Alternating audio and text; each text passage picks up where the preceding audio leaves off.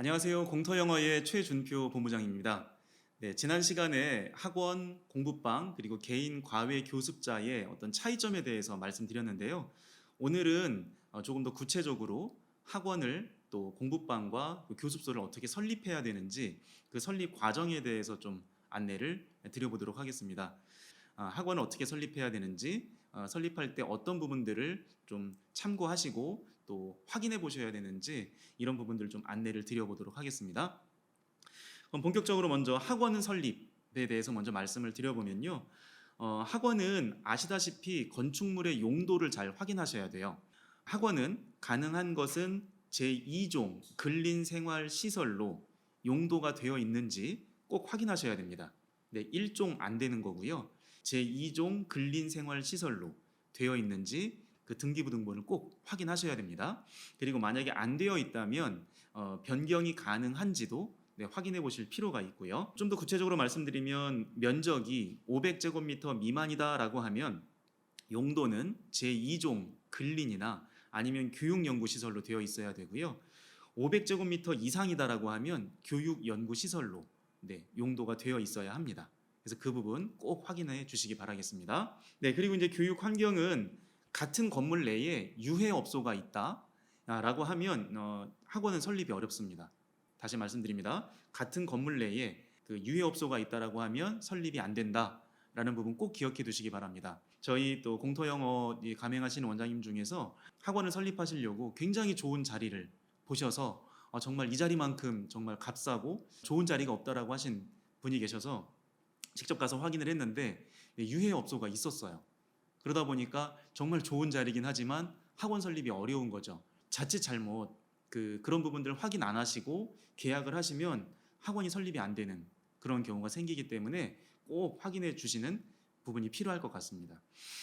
만약에 근데 연면적이 500평 이상이다, 건물이 상당히 큰 건물이다라고 하면 여기 그림에서 보시는 것처럼 이렇게만 피하시면 됩니다. 유해업소가 있으면 보시는 것처럼 그 같은 층이다라고 하면 같은 층에서 유해업소와 20m가 떨어지면 되는 거고요. 이제 위아래 층에 있다라고 하면 6m 정도만 위층 아래층에 있다라고 하면 이제 설립이 가능하다라고 보시면 되겠습니다. 그리고 이제 시설 기준인데요. 이 시설 기준은 강의실 면적만을 가지고 이야기를 합니다.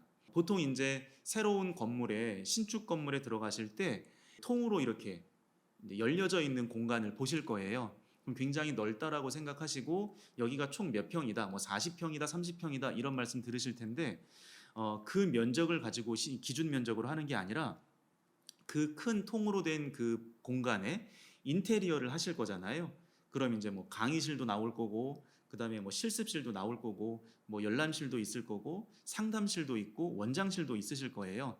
그리고 또 이 칸막이를 치게 되고 그럼 그 칸막이 친 만큼 또 면적이 빠질 거고요.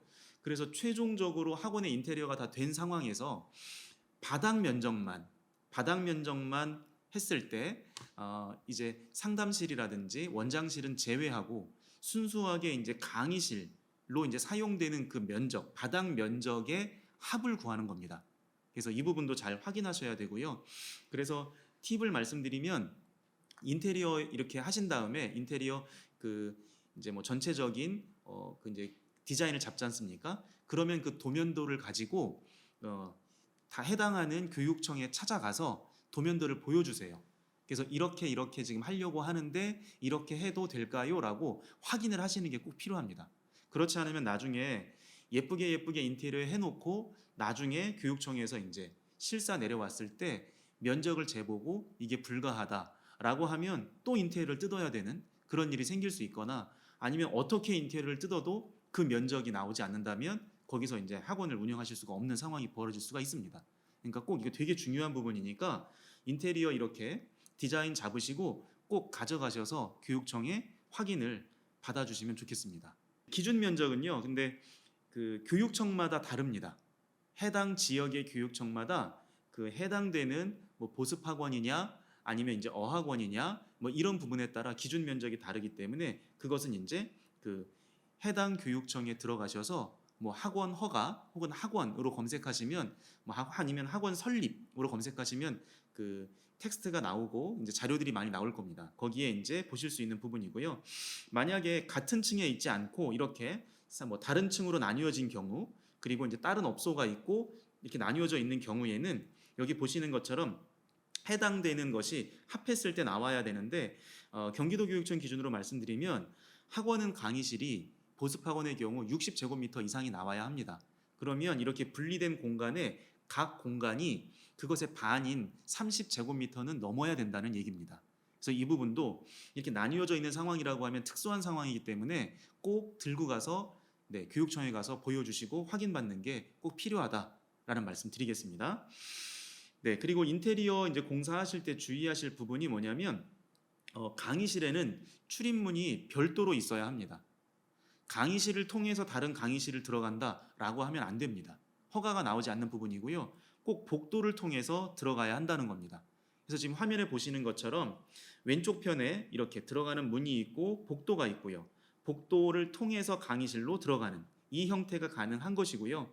오른쪽에 보시면 한 강의실은 강의실을 통해서 이제 이렇게 들어가잖아요. 이런 부분들은 이제 허가가 나오지 않는다라고 보시면 될 것 같습니다. 밑에 그림들도 다 허가가 나오지 않고요. 그래서 복도가 있고 그 복도를 통해서 강의실로 들어가는 문이 각각 있어야 한다라는 겁니다. 다음으로 인테리어 공사하실 때 주의사항에 대해서 좀 말씀드리겠습니다. 자재는 당연히 불에 타지 않는 불연재를 사용하셔야 되고요. 만약에 그 해당되는 학원의 건물이 11층 이상이다라고 하면 이제 방염 처리가 꼭 되어야 됩니다. 모든 자재들이. 그리고 주의사항을 보시면 벽체를 세우실 때 바닥부터 천장까지 다 막아야 됩니다. 일부 뚫려 있으면 벽체로 인정되지 않기 때문에 온전히 다 막혀 있어야 되고요. 말씀드렸던 것처럼 강의실과 사무실 사이에는 출입문이 없어야 되는 거고요. 다 복도를 통해서 들어가야 된다고 말씀드렸고요. 그 다음에 출입문은 교실 안에서 밖으로 열릴 수 있도록 하는 것이 좋습니다. 왜냐하면 화재가 났을 때 대피하기가 조금 더 용이하기 때문에 그렇고요.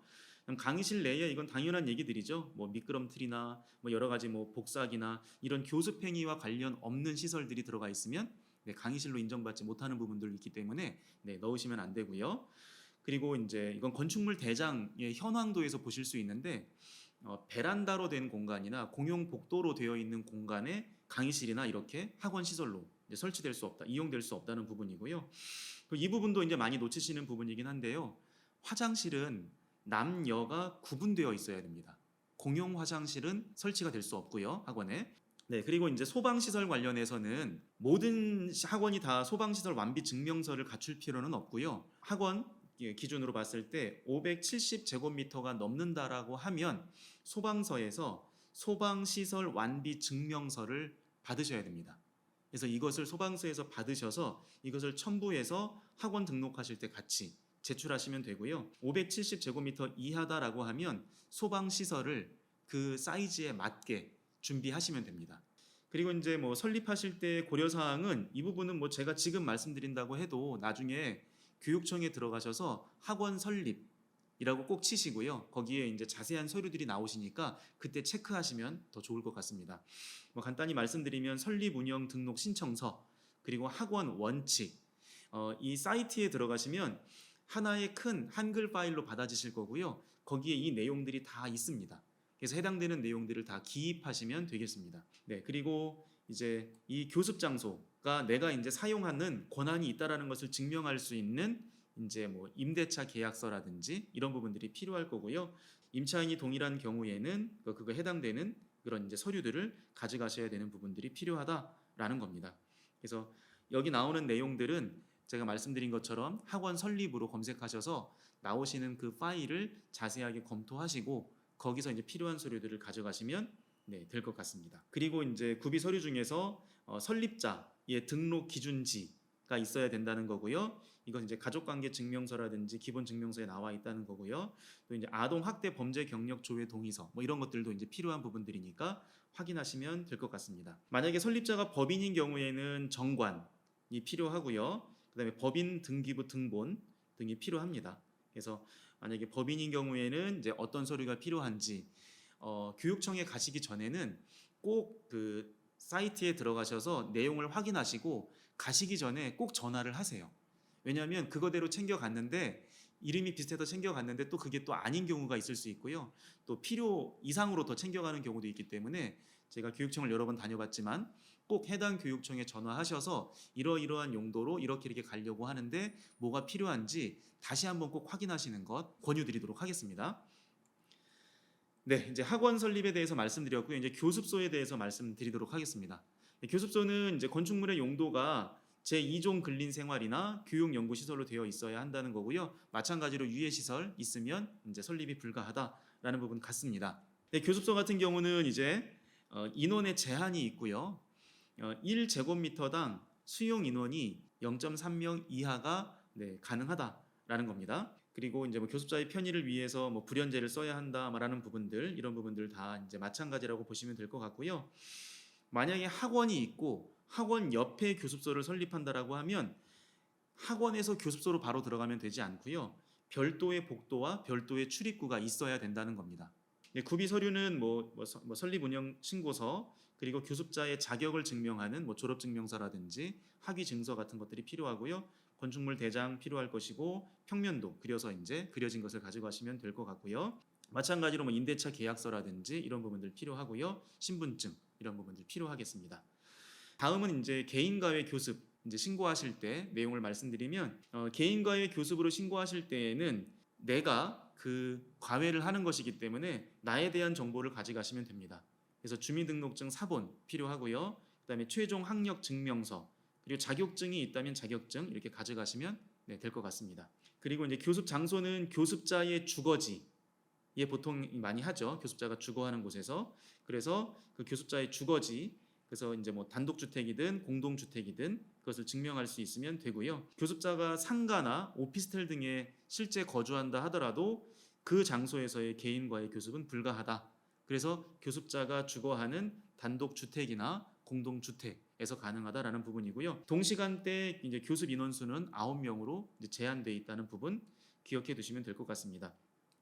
그리고 교습 과목과 교습료는 책정하시고 그 책정하신 것이 월 얼마다 해서 시간당 얼마다 이렇게 이제 게시하시고 진행하시면 되겠습니다.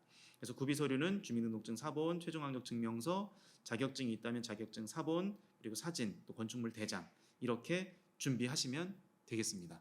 네, 제가 지금 찾은 정보들도 그 교육청 해당 교육청에 들어가서 나온 정보들을 정리한 거예요.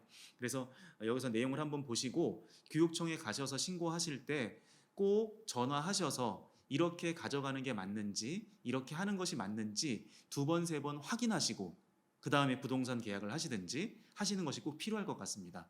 그래서 꼭 확인하실 부분들 체크하시기를 다시 한번 당부드리면서 오늘 말씀은 여기서 마치도록 하겠습니다. 좋은 시간, 귀한 시간 내셔서 들어주셔서 감사드립니다. 이것으로 마치도록 하겠습니다. 고맙습니다.